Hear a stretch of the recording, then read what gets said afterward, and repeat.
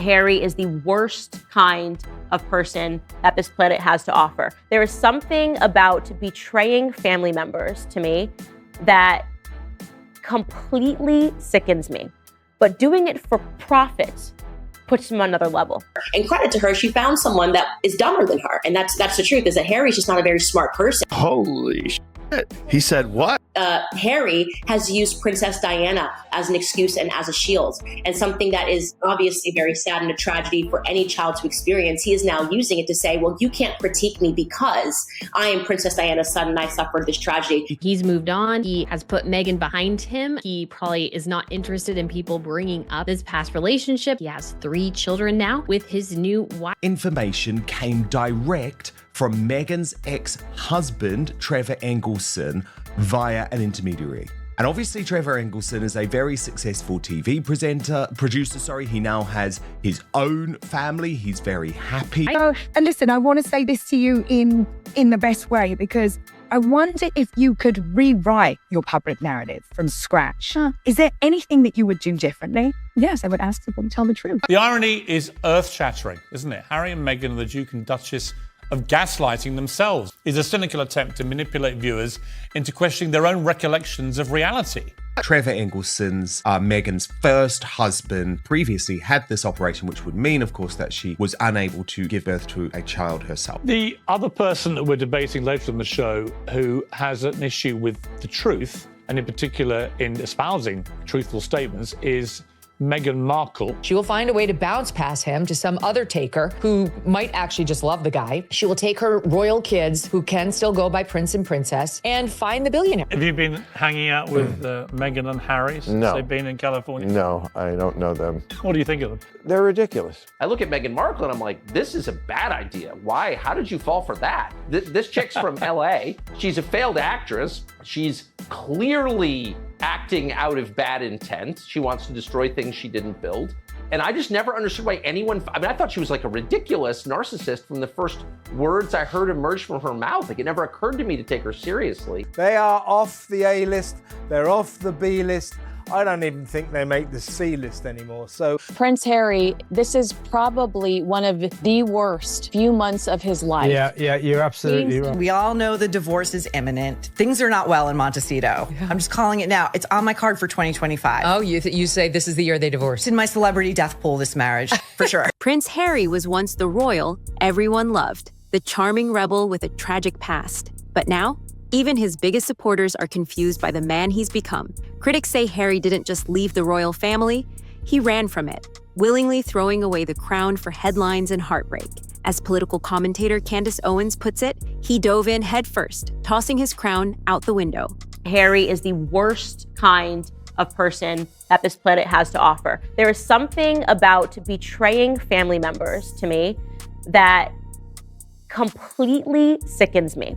But doing it for profit puts him on another level. His memoir Spare was supposed to explain everything. Instead, it revealed a prince complaining about luxury problems, like having the smaller room in a castle or being called the Spare. Owens calls it a meltdown disguised as a memoir, filled with petty complaints and emotional outbursts. Public opinion started to shift. What once looked like bravery now feels like bitterness. Some say Harry didn't tell his truth. He sold it. But here's the real question. Was Harry truly in control of his own story? Because the next part of this saga points to someone else entirely. Have you been hanging out with Meghan and Harry since they've been in California? No, I don't know them. What do you think of them? They're ridiculous. Before Meghan Markle became royalty, she was a little-known actress with a lifestyle blog and a supporting role on Suits. She wasn't exactly a household name, not in the US, and definitely not in the UK. But when she met Prince Harry, everything changed. According to critics like Candace Owens, this wasn't a fairy tale. It was a strategy, a well-executed one. Owens claims Meghan always had her eye on something bigger, not just fame, status. From the red carpet to royal palaces, each move looked less like love and more like a carefully crafted climb. In her words, Meghan didn't marry into royalty. She targeted it. And for Meghan, Harry wasn't just a husband. He was a gateway, a global brand, a shortcut to power. She will find a way to bounce past him to some other taker who might actually just love the guy. She will take her royal kids who can still go by prince and princess and find the billionaire. Some sources say her past relationships also followed this same pattern, aligning herself with people who could elevate her position. Whether that's fair or not, one thing is clear. Meghan didn't just step into the spotlight, she knew exactly how to work it. And once she had the crown, the transformation began. But the most shocking part, the role she played behind the scenes, while Harry took the fall in public. At first, people were willing to listen. A royal couple speaking out, it felt bold, honest, maybe even brave. But then came the complaints, and they didn't land the way Harry might have hoped. In Spare, he described childhood trauma like getting the smaller side of a room in a castle. Yes, a castle with 50 rooms. He spoke about being born a spare, even claiming he was told he might one day be needed for spare organs. Critics, including Owens, slammed the claims as medically absurd and emotionally manipulative. Instead of sparking sympathy, it sparked skepticism. Owens put it bluntly, that's not trauma, that's entitlement. And for many viewers, it was the turning point. Suddenly, the prince who once walked behind his mother's coffin with quiet strength was seen complaining about private school struggles and missing hugs. The narrative shifted, fast, from royal victim to privileged whiner. But just when the public started questioning Harry's perspective, Meghan's role became harder to ignore. One of the most explosive parts of Meghan and Harry's story came with a single vague allegation that someone in the royal family had questioned their unborn child's skin tone, but no names were given, no proof, just a sentence and silence. Critics say it wasn't just vague, it was calculated. Candace Owens argues that Meghan used race when it became useful, not before. According to her, Meghan rarely mentioned her heritage during her acting career, but once public opinion started to shift, she leaned into identity as a shield from criticism.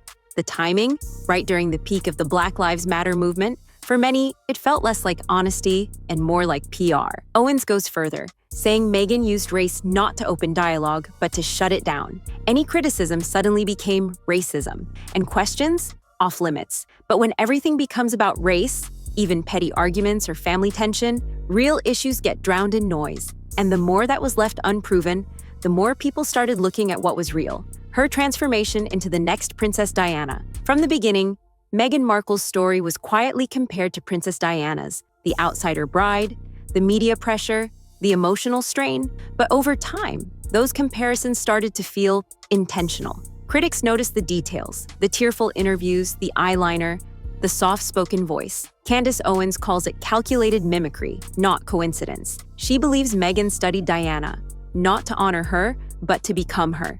And then there was the story that shocked even longtime royal watchers. Meghan allegedly placed a pregnancy test next to a lock of Diana's hair. To some, it was touching. To others, deeply manipulative. Owens didn't hold back. She claimed Meghan turned Diana's legacy into emotional currency, using grief as a brand, pain as strategy. Even Harry leaned in. In interviews, in his book, Diana's name appears again and again, as if every decision they made was guided by her memory. But critics argue this wasn't about healing. It was about justifying every move. As Owens put it, William lived Diana's loss. Harry monetized it, and once that door was open, nothing and no one in the royal family was safe anymore. Once the cameras started rolling, the royal secrets came pouring out. Private text messages, family arguments, even deeply personal moments involving William, Kate, and the late Queen were revealed. Not in therapy, but in interviews, books, and streaming deals. Critics were stunned. This wasn't just breaking royal protocol, it was burning every bridge behind them. One of the most disturbing moments, including Princess Charlotte, a child in the drama. Meghan and Harry aired private messages about a bridesmaid dress turning a toddler into collateral damage. Candace Owens compared it to a reality show, saying, even the Kardashians wouldn't go this far. She argued that Meghan stayed quiet, letting Harry be the face of their feud, while she remained clean in the background. And the most painful part? Harry once called Kate the sister he never had. Then he threw her into the spotlight as part of his book's storyline. For critics like Owens, this wasn't bravery. It was betrayal. And it raised the question no one wanted to ask. Was Harry speaking his truth, or just reading a script someone else handed him? At what point does love become control? That's the question critics like Candace Owens keep asking. Because the Prince Harry the world sees today, isolated, angry, and obsessed with proving he's been wronged, barely resembles the man he used to be. Some believe Harry isn't leading this story anymore, he's being led. Since stepping back from the royal family, Harry has slowly cut ties with almost everyone. His father, his brother, even longtime friends. According to Owens, it's a classic pattern. Isolate the partner, feed the fear, control the narrative. And in that vacuum, Meghan becomes the only voice left. Owens describes Harry's transformation as a psychological undoing, not the result of royal cruelty, but emotional capture, not a partner, a pawn. Moments like calling Tyler Perry, a billionaire stranger, for help only add to that theory. Why not call family? Why not call friends? Unless they were already gone. For many viewers, it's no longer a story of a prince escaping oppression, but of a man who may not even realize how far he's fallen. But when the world finally stopped cheering and the spotlight began to fade, the consequences of everything they had done started catching up.